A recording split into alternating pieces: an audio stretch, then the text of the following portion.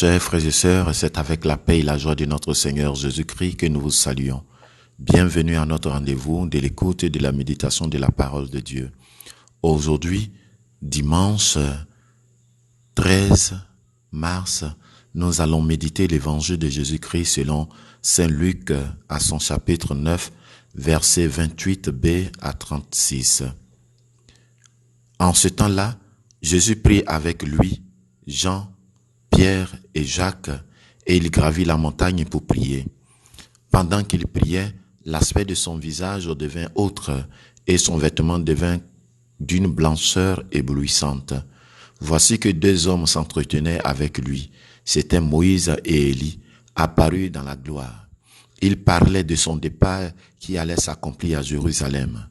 Pierre et ses compagnons étaient accablés de sommeil, mais restant éveillés, ils virent la gloire de Jésus et les deux hommes à ses côtés.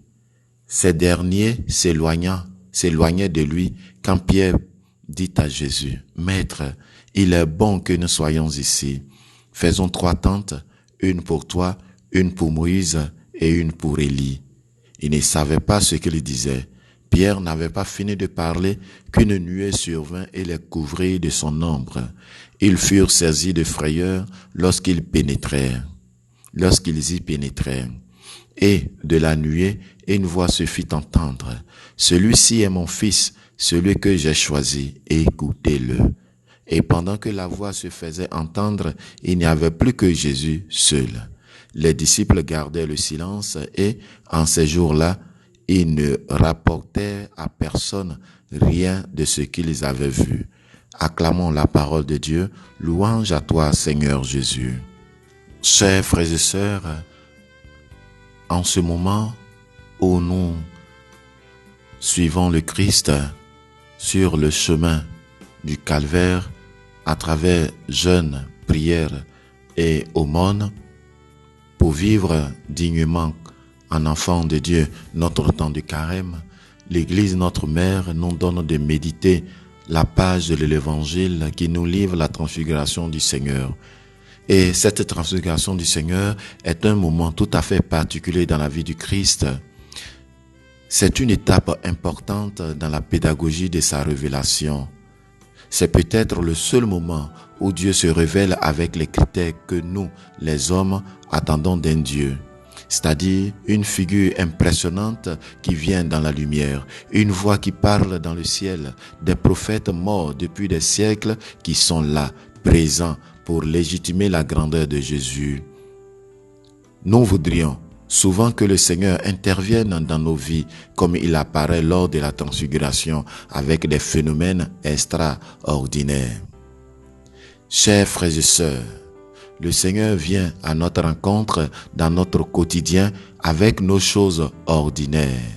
Prions les uns pour les autres pour nous aussi à le chercher et surtout à le trouver à travers les choses ordinaires mais en les transformant d'une manière extraordinaire.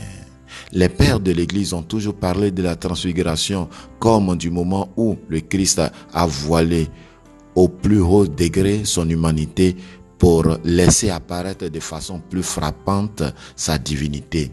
C'est en cela que nous prions le Seigneur, notre Dieu, de venir changer notre cœur, de nous donner de voir son vrai visage et de nous rendre compte qu'il est le Fils de Dieu et qu'il est le Dieu dont nous avons besoin et non pas le puissant dictateur.